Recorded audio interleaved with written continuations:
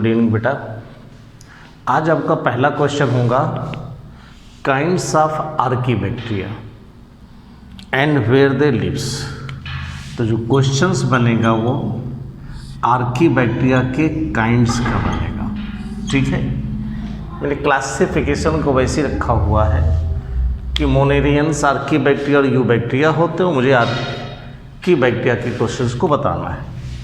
तो आर्कीबैक्टीरिया बेटा एक होते हैं जिन्हें हम लोग हैलोफिल्स कहते हैं, ठीक। हैलो मीन्स होता है सैलाइन, सैलाइन मीन्स हो गया सॉल्ट, रहते हैं ओशियन में, सॉल्ट वाटर में रहने वाले हाईली सॉल्टी होंगे, वो हैलोफिल्स कहलाएंगे। दूसरे में थर्मो एसिडोफिल्स बैक्टीरिया। अब जो थर्मो एसिडोफिल्स में दो चीज़ें हैं। फिल्स माने बेटा लविंग होते हैं, तो ये बैक्टीरिया कहाँ रहेंगे? थर्मो मीन्स हाई टेम्परेचर पर रहेंगे बेटा। कहाँ प्लेस करेंगे? High temperature. वो टेम्परेचर हो सकता है up to 80 degree centigrade and 90 degree centigrade. और एसिडोफिल्स एसिडिक मीडियम में, और एसिडिक मीडियम पर जब कहोगे वो हो सकता है बहुत लो पीएच, यानी लगभग 2 पीएच पर भी रह सकते हैं। तीसरी कैटेगरी बेटा होती है मिथेनोजन। जन मीन्स होता है बेटा जनरेट करने वाले। मीथेन को जनरेट करने वाले क्या कहलाते हैं? मिथेनोजन। मिथेनोजन्स, मीथेन्स को प्रोड्यूस करने वाले क्या कहलाते हैं बेटा? मिथेनोजन्स। तो मीथेन प्रोड्यूस करते हैं बेटा। कैसे प्रोड्यूस करते हैं? CO2 का रिडक्शन करते हैं इन प्रेजेंस ऑफ हाइड्रोजन, ठीक है। तो बन जाता है मीथेन प्लस वाटर रिलीज होती है। अब मीथेन करेक्ट है ना? मिथेनोजन्स, मीथेन बेटा गैस होती है और फ्यूल की तरह काम आती है, करेक्ट है। और ये जो मिथेनोजन्स होते हैं वो कहाँ पर बनते हैं या वो कहाँ पर पाए जाते हैं, इनका तो जगह बता दिया आपने। जो मिथेनोजन्स का एक तो मार्सी प्लेसेस पर होते हैं, ठीक। और दूसरे बेटा काऊ के र्यूमेन में होते हैं, means rumen of cow. Rumen बेटा स्पेशल स्टमक का चैम्बर होता है, ठीक। और वहाँ पर ये गोबर गैस कह सकते हो, उसके बनाने में हेल्प करते हैं, ठीक है। तो कई बार गोबर गैस पर भी आता है क्वेश्चन, मार्सिप्लेसेस में भी होते हैं, काऊ के रूमेन में होते हैं। और इस प्रकार से हमने आर्कीबैक्टीरिया पर जो आर्टिकल था हमारा 1 नंबर का क्वेश्चन है।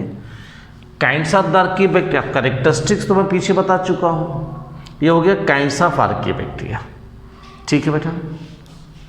ऐसे एक क्वेश्चन ये बनेगा, उस क्वेश्चन के फॉर्मेट को समझने की कोशिश करो बेटा। पहले उसे समझो, उसके बाद उसके डिटेल में जाना है, जो बहुत ज़रूरी है आपके लिए। कैसे? मैंने क्वेश्चन ये दिया बेटा, ठीक। क्वेश्चन ये रहा, यूबैक्टीरिया कितने प्रकार के हैं बेटा? यूबैक्टीरिया 2 तरह के हैं। एक सिंपल बैक्टीरिया कहलाएंगे, एक साइनोबैक्टीरिया कहलाएंगे। 2 हैं बेटा। यानी अब हम अगर कुछ कभी पढ़ें तो मोनेरा को एज ए आर्कीबैक्टीरिया और यूबैक्टीरिया करें, या कई बार ऐसे पढ़ सकते हैं आर्कीबैक्टीरिया, बैक्टीरिया और साइनोबैक्टीरिया। मतलब बिल्कुल डिफरेंट हैं दोनों चीज़ें। हो सकता है आपसे पूछा जाए बैक्टीरिया और साइनोबैक्टीरिया में डिफरेंस बताइए, तो मैं आपको प्रेजेंट टाइम में उस क्वेश्चन को भी बता रहा हूँ। तो पहला क्वेश्चन हमारा ये है कि यूबैक्टीरिया में कौन इंक्लूड करते हैं? तो यूबैक्टीरिया में बेटा बैक्टीरिया और साइनोबैक्टीरिया इंक्लूड करते हैं।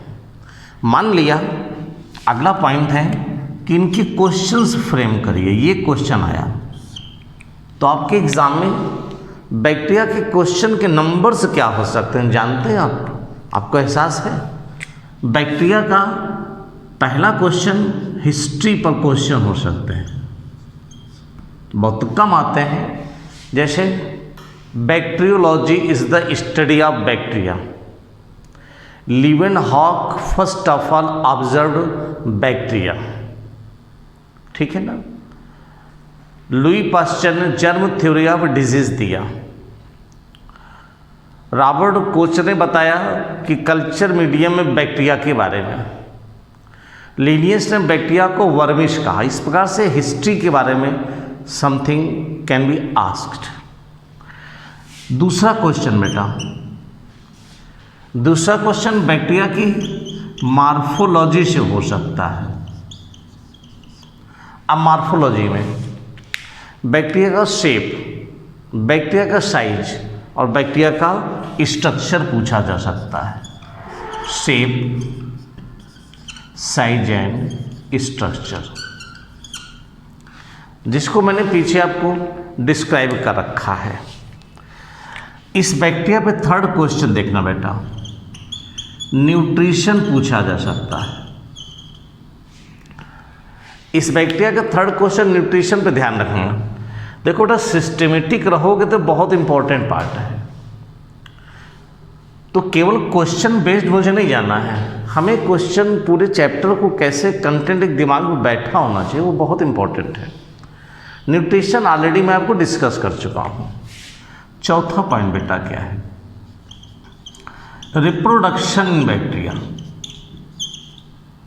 उस रिप्रोडक्शन बैक्टीरिया को मैं अभी आपको अलग से क्वेश्चन फ्रेम करूंगा और डिटेल से बताऊंगा। और बेटा पांचवा पॉइंट है इकोनॉमिक इंपॉर्टेंस ऑफ बैक्टीरिया। इस इकोनॉमिक इंपॉर्टेंस ऑफ बैक्टीरिया में बेटा यूजफुल बैक्टीरिया और हार्मफुल बैक्टीरिया। तो बेटा दिमाग में जब भी बैठो, मोनेरा है तो मुझे आर्की बैक्टीरिया यू बैक्टीरिया पढ़ना है, मोनेरा है आर्की बैक्टीरिया में, इनको दिमाग में प्रिंट बना लीजिए बेटा। यू बैक्टीरिया है तो बैक्टीरिया और साइनो बैक्टीरिया पढ़ना है। अब बैक्टीरिया पर मैंने क्वेश्चंस को फ्रेम कर दिया। सिमिलर क्वेश्चन इसमें आएंगे, history of cyanobacteria, morphological structure of cyanobacteria, जिसको मैंने नहीं बताया है, मैं अभी बताऊंगा।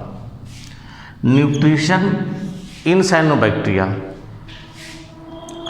Reproduction in cyanobacteria and economic importance of cyanobacteria. इसका मतलब साफ हो गया कि हमारे पास ये है 10 क्वेश्चन दिख रहे हैं बहुत साफ साफ, जिसको मैं बहुत अलग से नहीं बता रहा हूँ। मैं केवल क्वेश्चन के काइंड्स बता रहा हूँ जिसको ऑलरेडी मैं डिस्कस कर चुका हूँ यहाँ तक।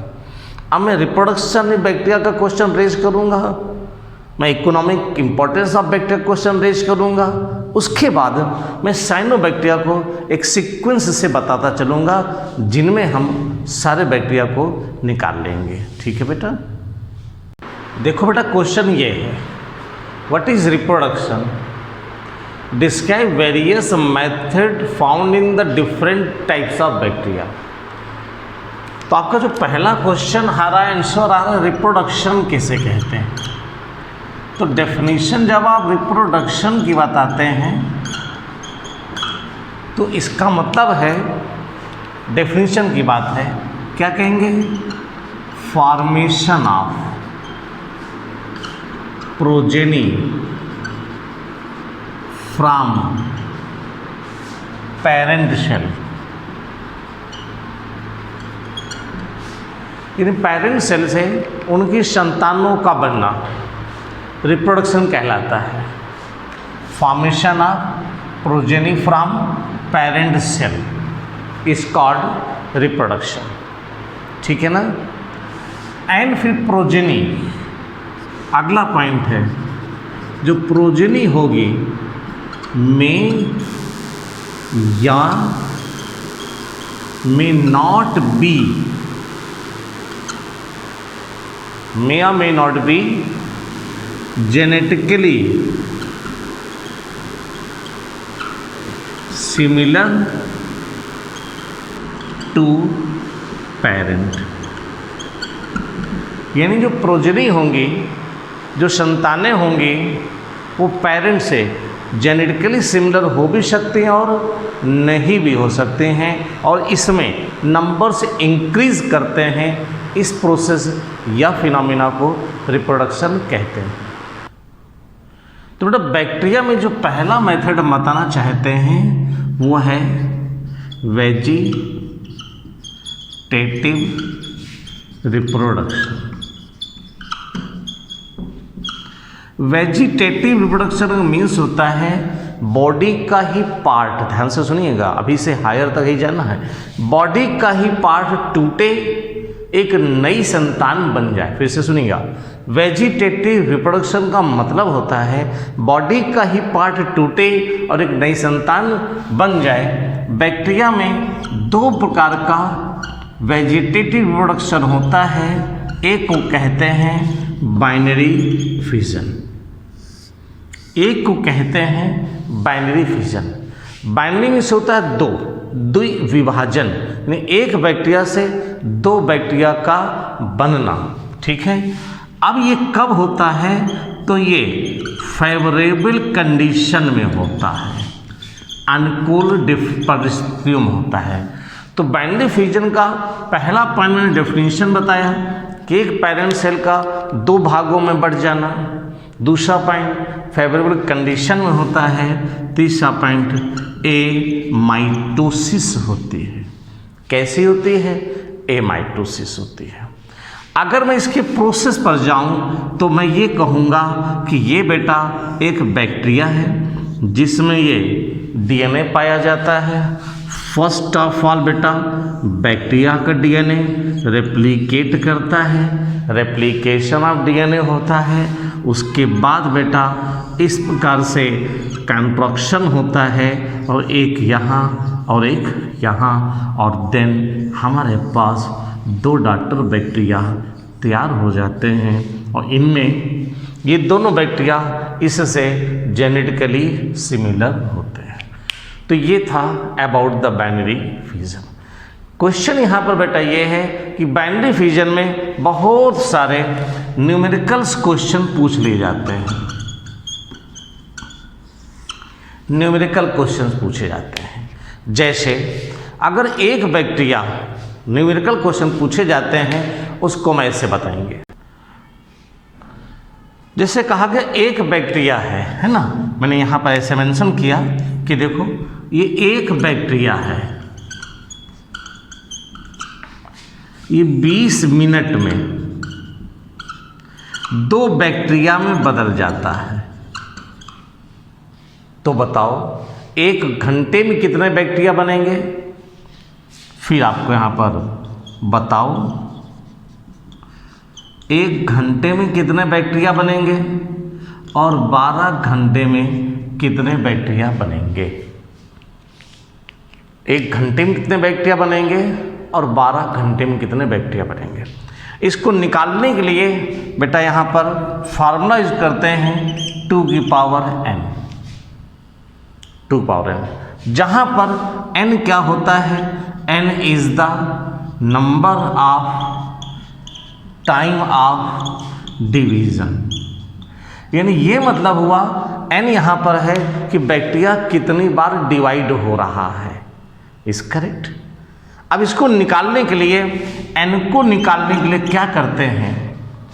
n को निकालने के लिए total time asked, total time कितनी देर में plus time taken in 1 division, यानी एक डिवीजन में लगा समय। अब बताइए इसको ऐसे, तो n कैसे निकाला?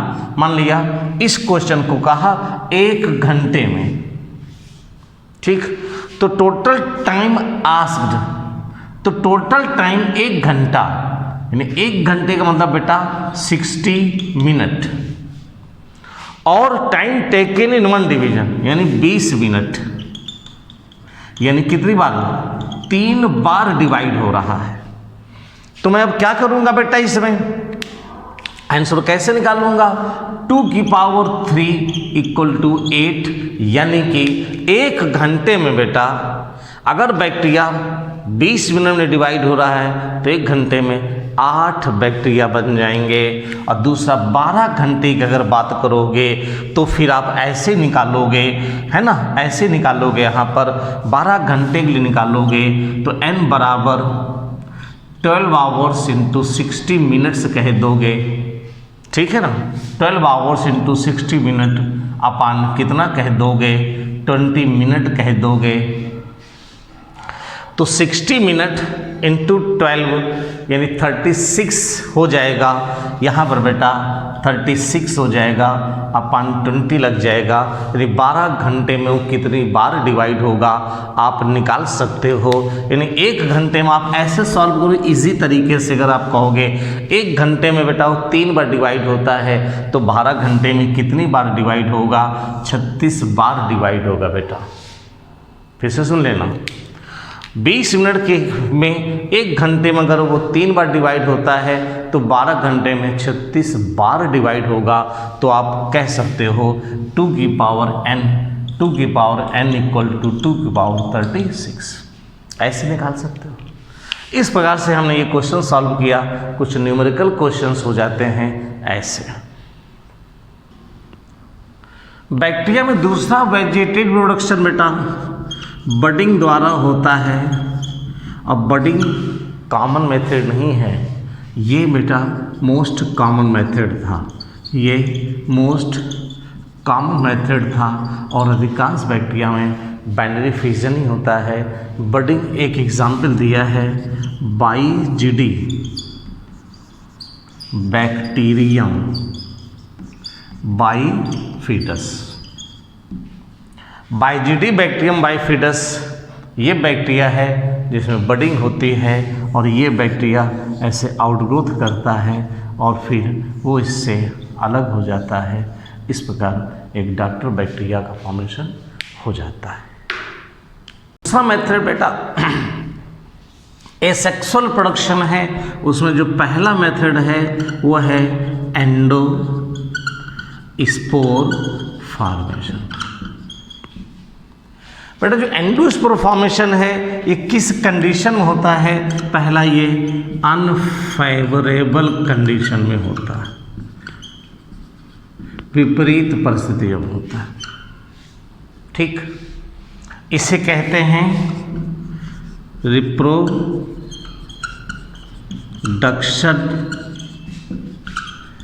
Without multiplication. इसका मतलब क्या होगा? ये रिप्रोडक्शन है बेटा, लेकिन इसमें सेल्स मल्टीप्लाई नहीं करती हैं। ये मोस्ट कॉमनली बेटा बेसिलस बैक्टीरिया में होता है, क्लस्ट्रीडियम बैक्टीरिया में होता है। इनके मोस्टली एग्जाम्पल्स हैं। लेकिन इसका मेथड भी तो जानना जरूरी है। जब मेथड जाने तो बैक्टीरिया है, कंडीशन अनफेवरेबल आ गई तो बैक्टीरिया के चारों मोटी वॉल बन गई। कंडीशन अनफेवरेबल आ गई तो बैक्टीरिया का प्रोटोप्लाज्म सेल वॉल को छोड़कर सेंटर में आ गया और उसके चारों मोटी वॉल बन गई।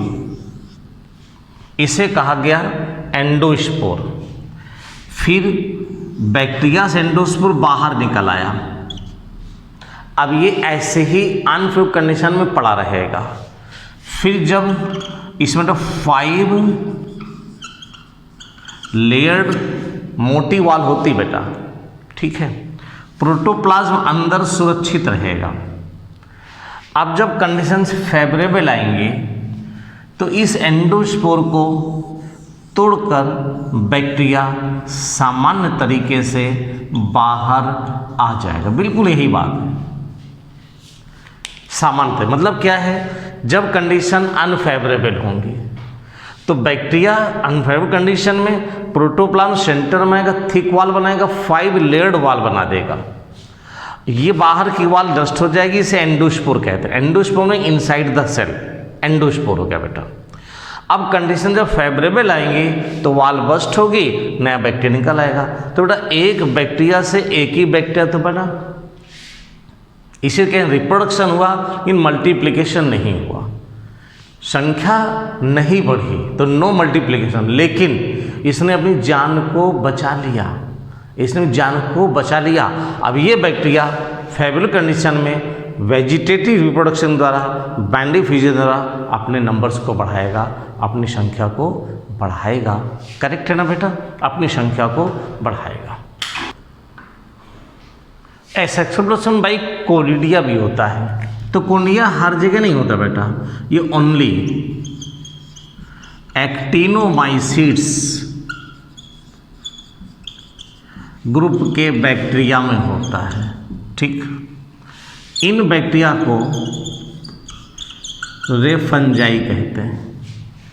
ये बैक्टीरिया बेटा ब्रांच्ड प्रकार के होते हैं। कोनिडिया का फॉर्मेशन ऐसे होता है, ये कोनिडिया है, ये कोनिडिया स्फेरिकल है। ये कोनिडिया अलग होकर फिर फिलामेंटस बैक्टीरिया को फॉर्म कर देंगे। ये कोनिडिया बेसिपिटल पैटर्न में आगे हैं, बेसिपिटल पैटर्न में अरेंज है। इसका मतलब होता है नीचे छोटे और ऊपर बड़े होते हैं, तो ये कोनिडिया है। एक मेथड और होता है बेटा, जू स्पोर्स कहते हैं, जू स्पोर्स कहते हैं बेटा। जू स्पोर फॉर्मेशन सभी प्रकार के बैक्टीरिया में नहीं है, सम ऑफ द बैक्टीरिया में है, राइजोबियम प्रकार के, वहां पर फ्लैजेला लाइक स्ट्रक्चर बन जाए ऐसे, अब वो बाद में निकल करके बैक्टीरिया को बना दे, तो ये जू स्पोर्स कहलाएंगे। ये कॉमन मेथड नहीं है। एंडोस्पोर कॉमन मेथड है एसेक्सुअल रिप्रोडक्शन में। इस करेक्ट बेटा? बेटा बैक्टीरिया में सेक्सुअल रिप्रोडक्शन मोस्ट प्रिमिटिव है, most primitive type of transfer of genetic material from one bacteria to other है। इसमें गैमीट फॉर्मेशन नहीं होता, फर्टिलाइजेशन नहीं होता, मियोसिस नहीं होती, गैमीट फॉर्मेशन नहीं होता, फर्टिलाइजेशन नहीं होता, मियोसिस नहीं होती, लेकिन वेरिएशन पाया जाता। बेटा वेरिएशन पाया जाता है, ठीक है ना। अब ट्रांसफॉर्मेशन, किसी कल्चर में दो बैक्टीरिया हैं, एक में कैप्सूल है, दूसरे में कैप्सूल नहीं हो, किसी कारण से इस कैप्सुलेटेड बैक्टीरिया का जीनोटाइप इसमें चला जाए और उसमें भी कैप्सूल बनाने की क्षमता डेवलप हो जाए, इसी को ट्रांसफॉर्मेशन कहते हैं। कल्चर मीडियम के थ्रू इसे ग्रिफिथ ने खोजा था डिप्लोकाकस निमोनी बैक्टीरिया में, ग्रिफिथ ने खोजा था डिप्लोकाकस निमोनी बैक्टीरिया में। अब देखिए इस बैक्टीरिया में दोनों में बैक्टीरियल डीएनए पाया जाता है, इसे F पॉजिटिव इसे F नेगेटिव कहते हैं, क्योंकि इसमें प्लाज्मिड है, इसमें प्लाज्मिड नहीं है।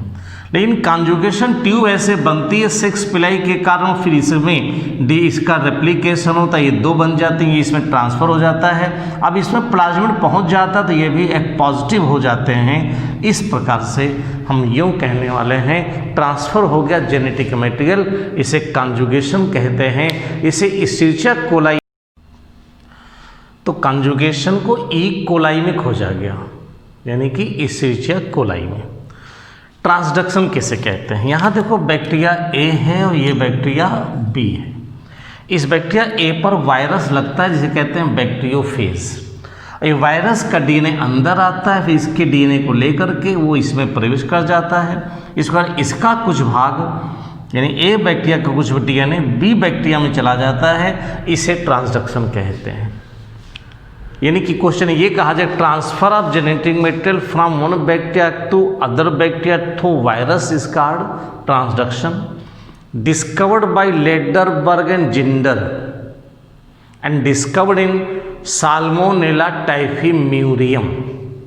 तो ये क्वेश्चन बेटा कंपटीशन के लिए भी आपके लिए इम्पोर्टेंट है, वैसे भी इम्पोर्टेंट है। मोनेरा में मैंने बैक्टीरिया में मैंने रिप्रोडक्शन बताया, वेजिटेटिव, एसेक्सुअल एंड सेक्सुअल। बेटा एक माइकोप्लाज्मा पर नोट्स आता है, तो माइकोप्लाज्मा स्मॉलेस्ट लिविंग ऑर्गेनिज्म है, ये पॉइंट लिखना बेटा, ठीक है। माइकोप्लाज्मा आर विदाउट कह सकते हैं, कुछ चीज़ें नहीं होती हैं, विदाउट सेल वॉल है बेटा, विदाउट मीजोसोम है, इसमें मीजोसोम्स नहीं होते, विदाउट फ्लैजिला है बेटा इसे। Mycoplasma can live without oxygen, can live without oxygen बेटा, ये बिना ऑक्सीजन के सर्वाइव कर लेते हैं, यानी पहले ऑक्सीजन में जीवित रहते हैं, बिना ऑक्सीजन के सर्वाइव कर लेते हैं। ऐसे ऑर्गेनिज्म को बेटा फैकल्टेटिव एंड एरोबिक कहा जाता है। माइकोप्लाज्मा पैथोजेनिक होते हैं बेटा, पैथोजेनिक का मतलब होता है डिजीज़ कॉज करते हैं, किस में कॉज करते हैं, डिफरेंट प्लांट में भी कॉज करते हैं एंड आल्सो ह्यूमन और एनिमल्स में भी कॉज करते हैं बेटा। माइकोप्लाज्मा को हम सब जोकर ऑफ प्लांट किंगडम भी कहते हैं, जोकर ऑफ प्लांट किंगडम भी कहा जाता है इनको, ठीक, आप ये भी कह सकते हो जोकर ऑफ प्लांट किंगडम। कहीं कहीं इन सबको हम लोग PPLO कहते हैं, प्लूरोनिमोनिया लाइक ऑर्गेनिज्म कहते हैं। इस प्रकार से इतने से शॉर्ट नोट्स इसके लिए सफिशिएंट होते, आपको लिख इसे लर्न कर लो बेटा, ठीक है बेटा। इकोनॉमिक इम्पोर्टेंस ऑफ बैक्टीरिया का मतलब होता है कि हम बैक्टीरिया के बहुत से यूज़फुल बैक्टीरिया को बताएं बेटा, अनेक यूज़फुल बैक्टीरिया की हम बात करें, ठीक है ना, और बहुत से हार्मफुल बैक्टीरिया की हम बात करें, यानी कि वो बैक्टीरिया जो हमें कहीं न कहीं लाभ पहुंचाते हों, कहीं न कहीं हानि पहुंचाते हैं, उसे हम इकोनॉमिक इम्पोर्टेंस कहते हैं। यहाँ बेटा यूज़फुल बैक्टीरिया में कुछ बैक्टीरिया एंटीबायोटिक्स बनाते हैं, स्ट्रेप्टोमाइसिस और बेसिलस ग्रुप के हैं। कर्ड फॉर्मेशन में, मिल्क से कर्ड बनाने में लैक्टोबैसिलस लैक्टिस होते हैं। नाइट्रोजन फिक्सेशन में एटमॉस्फेयर के नाइट्रोजन को अमोनिया में बदलते हैं, राइजोबियम लेग्यूमिनोसेरम। हार्मफुल बैक्टीरिया में कॉलरा, विब्रियो कॉलरी के द्वारा, टाइफाइड, साल्मोनेला टाइफिमीडियम के द्वारा, टिटेनस, क्लास्ट्रीडियम टिटेनी के द्वारा, और सिट्रस कैंकर प्लांट में होने वाली डिजीज़ है जिन्थोमोना सिट्राई के द्वारा। बेटा क्वेश्चन है right short notes on cyanobacteria, तो मैं इसके आंसर में पहला पॉइंट लिखूंगा आल्सो, इसे पहले कॉल्ड, इसे पहले कहते थे ब्लू ग्रीन एल्गी, जब ये एल्गी के साथ था, लेकिन अब क्योंकि प्रोकैरियोटिक होते हैं इसलिए ये अब मोनेरा में हैं और साइनोबैक्टीरिया कहलाते हैं। दूसरा क्वेश्चन है, अगर मैं इसको ऐसे कहूँ हैबिटाट के बेसिस पर, तो हम कह सकते हैं ये मैरीन भी होते हैं, ये टेरेस्ट्रियल भी होते हैं बेटा, और इसकी बात कह सकते हैं तो ये एज ए सिम्बियोटिक भी रहते हैं, ठीक है। अगर मैं कहूँ इसकी मॉर्फोलॉजी के बेसिस पर, तो बेटा ये जो साइनोबैक्टीरिया हैं ये पहले मैंने कह दिया यूनिसेलुलर भी होते हैं। अगर यूनिसेलुलर कहेंगे तो स्पाइरुलिना का नाम आ जाएगा, जो गुड सोर्स ऑफ प्रोटीन है, स्पेस ट्रैवलर भी इसको यूज़ करते हैं बेटा। और दूसरे नंबर पे हम लोग इसे मल्टी सेलुलर कहेंगे अगर, तो मल्टी सेलुलर फिलामेंटस होते हैं। अगर मल्टी सेलुलर फिलामेंटस की बात करेंगे बेटा, वो ऐसे पाए जाते हैं, इनका एग्जाम्पल ऑसिलेटोरिया हो जाता है बेटा। लेकिन अगर हम यहीं पर मल्टी सेलुलर और कॉलोनियल की बात करें, कॉलोनियल की बात करें तो ये होते हैं, इसमें आ जाते हैं बेटा नॉस्टागोर, एनाबेना एग्जाम्पल आ जाते हैं। अब इनकी बॉडी को हम लोग ट्राइकोम्स कहते हैं। ये देखो इनका जो फिलामेंट होता है, इनमें ऐसी सेल्स होती हैं, एक वहाँ कहीं पर बड़ी सेल्स हो जाती है, उस बड़ी सेल को हेटेरोसिस्ट कहते हैं। यानी ये सारी सेल्स बॉडी की कैसी हैं, वेजिटेटिव होती हैं बेटा। ये स्पेशल सेल होती हैं जिसे हेटेरोसिस्ट कहा जाता है ना, हेटेरोसिस्ट कहते हैं। इसमें नाइट्रोजन को अमोनिया में बदलने वाला एंजाइम होता है, नाइट्रोजिनेज कहते हैं। ये प्रोसेस नाइट्रोजन फिक्सेशन कहलाती है, यानी सॉइल फर्टिलिटी को बढ़ाने में हेल्प करते हैं। इस पूरे फिलामेंट को बेटा ट्राइकोम कहा जाता है, जिसके चारों ओर जिलेटिनस कवरिंग प्रेजेंट होती है बेटा। इस प्रकार की जिलेटिनस कवरिंग प्रेजेंट होती है पूरे में।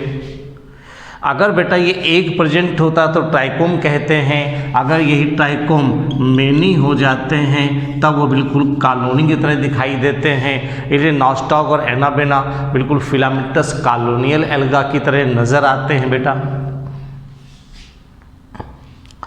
इस वेजिटेटिव सेल का जो कैरेक्टरिस्टिक फीचर होता है बिल्कुल प्रोकैरियोटिक की तरह होता है। इन बैक्टीरिया से एक बात में डिफर करते हैं, इनमें क्रोमेटोफोर होते हैं और उस क्रोमेटोफोर में स्पेशल पिगमेंट क्लोरोफिल ए पाया जाता है। बेटा क्लोरोफिल ए के पाया जाने के कारण ही ये ऑक्सीजनिक फोटोसिंथेसाइजर होते हैं। ये फोटोसिंथेसिस में ऑक्सीजन इवॉल्व करते हैं। कहते हैं कि साइनोबैक्टीरिया से पहले इस धरती में पानी में पाए जाने जितनी भी बैक्टीरिया थे वो फोटोसिंथेसिस करते थे, इन वाटर का यूज़ नहीं करते थे, जिस कारण से उनमें ऑक्सीजन इवॉल्व नहीं होती थी और तब का एटमॉस्फेयर रिड्यूसिंग था। जब से साइनोबैक्टीरिया में ये म्यूटेशन से चेंज आया है, क्लोरोफिल ए आया है, फोटोसिंथेसिस की प्रोसेस में ऑक्सीजन इवॉल्व करने लगे हैं, इसलिए बेटा इन साइनोबैक्टीरिया को फर्स्ट ऑक्सीजनिक फोटोसिंथेसाइजर की कैटेगरी में रखा जाता है। एक दो पॉइंट और बता दूं, इनमें कभी भी फ्लैजेला नहीं पाया जाता है, इनमें कभी भी सेक्सुअल रिप्रोडक्शन नहीं पाया जाता है, नो सेक्सुअल रिप्रोडक्शन। ये ऐसी बातें जिसमें नेवर कभी होती नहीं। इस प्रकार से इनके शॉर्ट नोट्स आप साइनोबैक्टीरिया के मेंशन कर सकते। बहुत बड़ा सा पार्ट है, पर आप जो बोर्ड लेवल पे जा रहे हैं इतने से आपके क्वेश्चन मिल जाते हैं, अच्छे से हो जाते हैं। ठीक बेटा, इस प्रकार बेटा मैंने ये बायोलॉजिकल क्लासिफिकेशन जो 11th क्लास के दूसरा चैप्टर है, इसमें मैंने पहला पार्ट बेटा बताया आपको जो क्लासिफिकेशन से रिलेटेड था, दूसरा मैंने मोनेरा को बताया। मैंने 2 वीडियो क्लासिफिकेशन के बनाए हैं हाफ एन आवर के, और 1-2 वीडियो हमने मोनेरा के बनाकर दिए हैं। Half hours and half hours, यानी 2 दिन हमने आधे घंटे पढ़ाई किया और मेरी दोनों चीज़ें कंप्लीट हो गई। इसके बाद अगर कोई चीज़ रह जाती, कोई कमी रह जाती है तो हमारे ऐप पर बेटा फ़ोन नंबर लगा होता है, आप कभी भी कोई मैसेज भेज देंगे, मैं उसको रिप्लाई करूँगा, आप तक पहुंचूंगा।